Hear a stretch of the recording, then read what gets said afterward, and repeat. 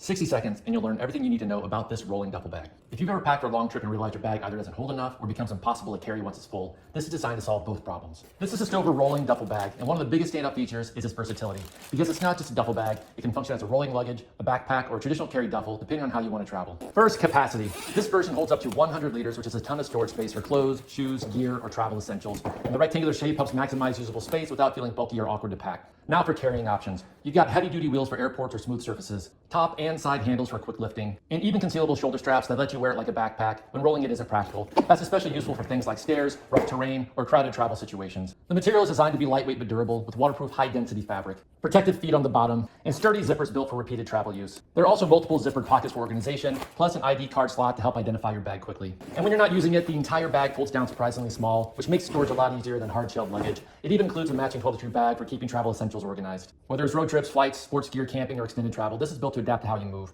Big storage, multiple carry options, designed for real travel flexibility.